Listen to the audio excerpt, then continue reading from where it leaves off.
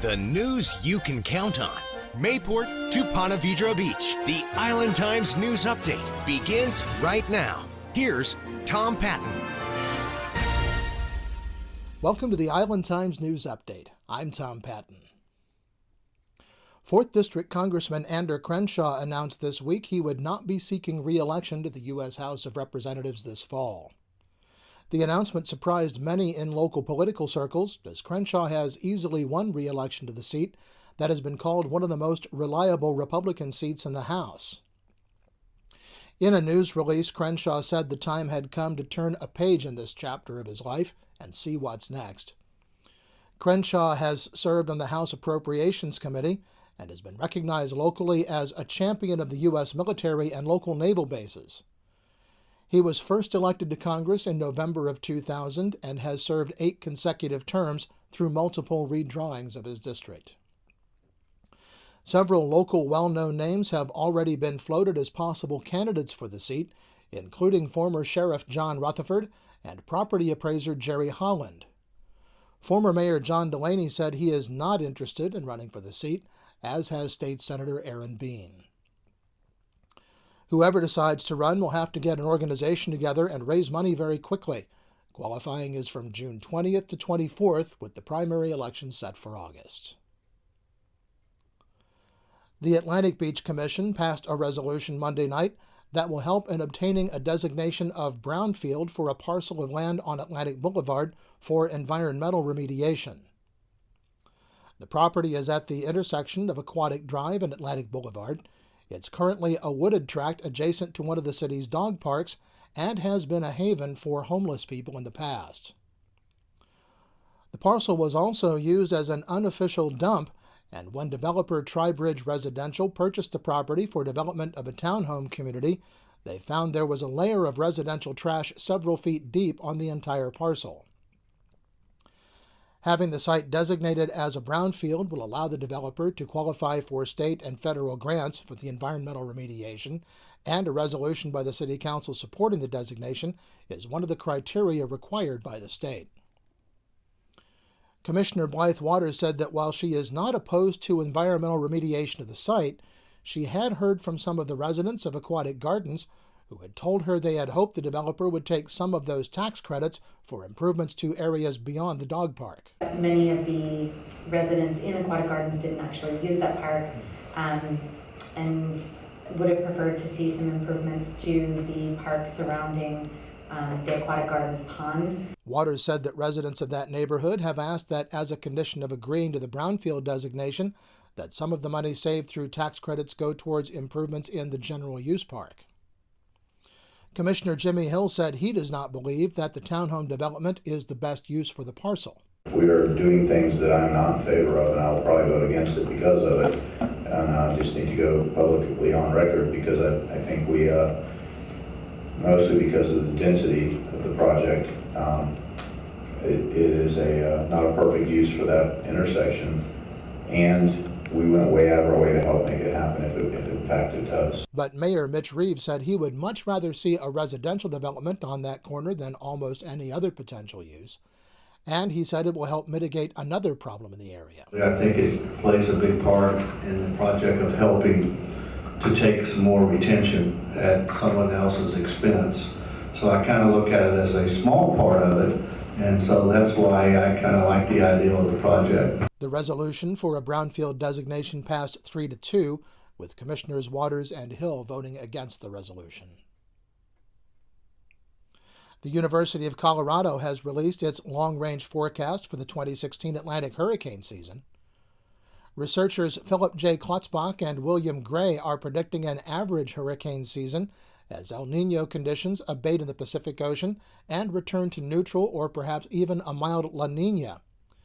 While the tropical Atlantic is relatively warm, the far North Atlantic is quite cold, potentially indicative of a negative phase of the Atlantic multi-decadal oscillation, the forecaster said.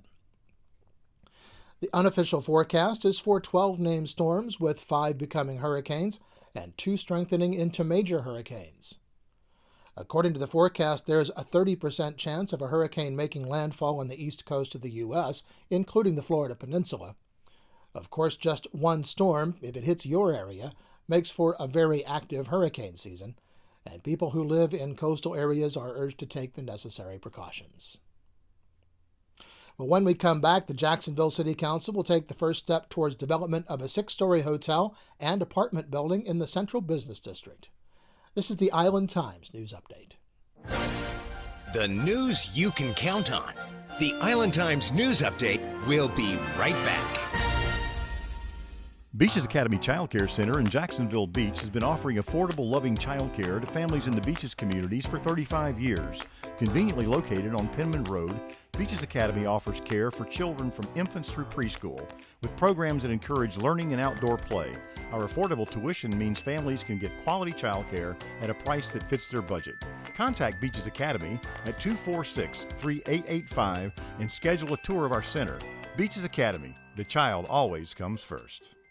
Charlie's Tropic Heating and Air Conditioning in Atlantic Beach offers a full range of residential and commercial heating and air conditioning services, from new installation to replacement and remodeling.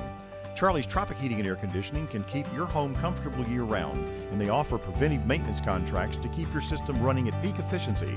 Charlie's Tropic Heating and Air Conditioning is an authorized Bryant dealer and will service all brands. For year-round comfort in your home or business, contact the original Charlie's Tropic Heating and Air Conditioning at 241-1788. Welcome back to the Island Times News Update. I'm Tom Patton. The Jacksonville Beach City Council is set to take the first steps toward approval of a new 6-story mixed-use complex on a currently vacant parcel at 1st Street and 6th Avenue North. Developers plan to construct a building with 54 apartments and 36 hotel rooms suitable for extended stays.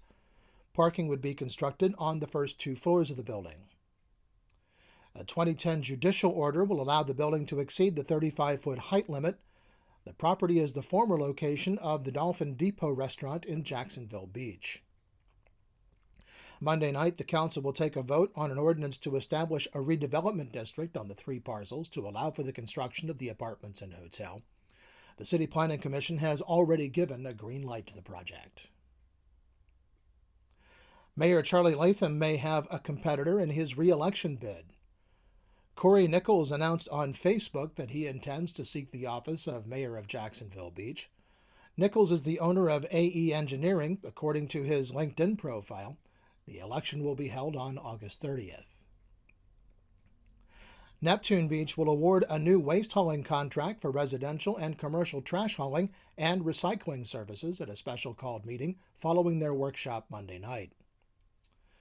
The city received bids from 4 companies. The lowest bid came from Advanced Disposal, which offered to collect the city's trash, recycling, yard waste, and bulk trash once per week for $13.75 per household. Currently, residential trash is collected twice per week, and that still is an option for the City Council to consider. The city is also asking that the hauler that wins the contract cover the city's tipping fees with the City of Jacksonville. The Jacksonville Transportation Authority has been awarded a $6 million passenger ferry grant from the U.S. Department of Transportation's Federal Transit Administration.